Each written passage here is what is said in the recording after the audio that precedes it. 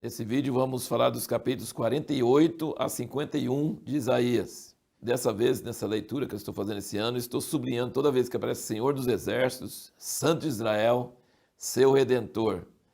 Lembramos que Israel, no chamado dele, em Isaías 6, ele viu os serafins falando Santo, Santo, Santo é o Senhor.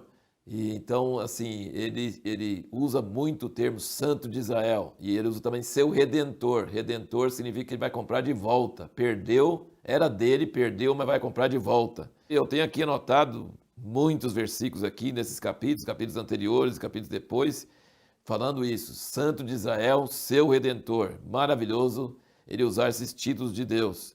Olhamos também no capítulo 48, aqui no início da nossa leitura, do versículo 1 a 4, ele vai salvar Israel não por causa da sua justiça e não porque Israel merece. Ele fala aqui no versículo 1, vocês juram pelo nome do Senhor e fazeis menção do Deus de Israel, mas não em verdade, nem em justiça. E versículo 8 ele diz, tu nem as ouviste, nem as conheceste, nem tampouco há muito foi aberto seu ouvido, porque eu sabia que procedeste muito perfidamente e que eras chamado transgressor desde o ventre. Versículo 9, por amor do meu nome retardo a minha ira, e por causa do meu louvor me contenho para contigo, para que eu não te extermine. Eis que te purifiquei, mas não como a prata, aproveite na fornalha da aflição. Por amor de mim, repete duas vezes, por amor de mim o faço, porque como seria profanado o meu nome, a minha glória não darei a outrem. Então, uma das coisas muito fortes que se nota aqui é que Deus tem planos para Israel, e ele fala de consolar, de remir, de trazer de volta, de abençoar no futuro e tudo isso, mas não é porque Israel merece, não. É porque ele vai cumprir o que ele falou com Abraão, porque ele é um Deus de recede, que cumpre a sua aliança, que cumpre a sua fidelidade, que cumpre a sua misericórdia. Ele julga o pecado, mas ele cumpre as suas promessas de qualquer forma. Então é muito importante entender que judeu, Israel, não é salvo, não é escolhido de Deus, porque são melhores do que outros povos, mas porque Deus usa eles como uma amostra da sua fidelidade na história, e ele chama eles de muito teimosos e sem condições dele poder abençoar, mas ele vai abençoar por causa do seu nome. Então você pode olhar em Romanos 11:32, Paulo fala sobre isso, que nem judeu, nem gentil merece coisa nenhuma. Deus encerrou todos debaixo da desobediência para usar de misericórdia para com todos. Isso é muito maravilhoso. Agora, indo para o capítulo 49, tem um trecho aqui maravilhoso. 49, versículo 1 diz, ouvi-me, ilhas, e escutai, vós povos de longe. O Senhor chamou-me desde o ventre, desde as entranhas de minha mãe, fez menção do meu nome. Agora você pensa assim, sobre quem ele está falando aqui? Porque ele já falou que carrega Israel desde o ventre, já falou sobre Ciro, e será quem ele está falando aqui? Chamou-me desde o ventre, e ouvi-me, ilhas, e escutai, vós povos de longe. Vamos lembrar que Isaías estava no tempo de Israel e profetizando para Israel, mas nós somos das ilhas. Aqui o Brasil é das ilhas e das terras de longe, que nem era descoberto até milênios depois. E nós estamos lendo, então ele falou, ouvi-me ilhas, escutai vós povos de longe. Está sendo cumprido isso aqui. E fez a minha boca com a espada aguda, na sombra da sua mão me escondeu.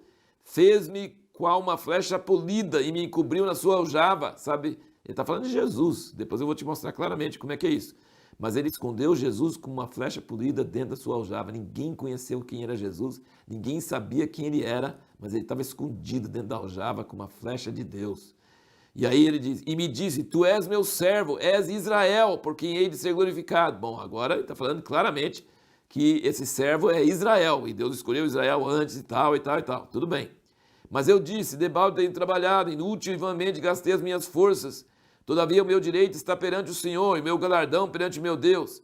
E agora diz o Senhor que me formou desde o ventre para ser o seu servo, para tornar a trazer Jacó e para reunir Israel a ele. Então esse servo já não é Israel mais, é Jesus que foi levantado, para tornar a trazer Jacó e para reunir Israel a ele, pois aos olhos do Senhor sou glorificado, e o meu Deus se fez a minha força. Versículo 6, sim, diz ele, pouco é que sejas meu servo, para restaurares as tribos de Jacó e tornares a trazer os preservados de Israel. Também te porei para a luz para as nações, para seres a minha salvação até a extremidade da terra. Então aqui está incluindo nós, os gentios. Veja que coisa maravilhosa, tremenda ele está dizendo aqui, que o servo é Israel, ele falou, tu és meu servo, Israel, Depois ele diz, eu te chamei, meu servo, para reunir Israel. Então o que vai reunir Israel não é Israel, é Jesus. E não vai reunir só Israel, vai reunir as nações. Assim diz o Senhor, o Redentor de Israel, o seu santo. Lembra que eu falei? Ao que é desprezado dos homens, Jesus. Ao que é aborrecido das nações, aos servos dos tiranos, os reis o verão e se levantarão. Como também os príncipes, eles te adorarão, por amor do Senhor que é fiel e do Santo de Israel que te escolheu. Então, esses que são exemplos maravilhosos. E uma outra coisa, que foi a pergunta que nós fizemos no último vídeo, é quem é o braço do Senhor? Então, antes de falar sobre quem é o braço do Senhor, veja aqui quantas passagens que falam sobre isso. Só vou citar várias dessas passagens para você ver como é que esse braço do Senhor é uma coisa assim que ele cita bastante várias vezes, né? Ele cita sobre o braço do Senhor. Versículo 30 do capítulo 30. O Senhor fará ouvir a sua voz majestosa e mostrará a descida do seu braço na indignação da sua ira e labareda de um fogo consumidor. Depois, no capítulo 40, versículo 10. Eis que o Senhor Deus virá com poder e o seu braço dominará por ele. E depois ele diz no 51, versículo 5. Perto está a minha justiça, vem saindo a minha salvação, os meus braços governarão os povos, e as ilhas me aguardam, e no meu braço esperam. Está vendo? É o braço do Senhor que vai resolver todo o problema que está dizendo aqui. E o versículo 9, desperta, desperta, veste de força, ó braço do Senhor, desperta como nos dias da antiguidade, como nas gerações antigas. 52, 10. O Senhor desnudou o seu santo braço à vista de todas as nações, e todos os confins da terra verão a salvação do nosso Deus. 53, versículo 1, ele diz, quem deu crédito à nossa pregação e a quem se manifestou o braço do Senhor?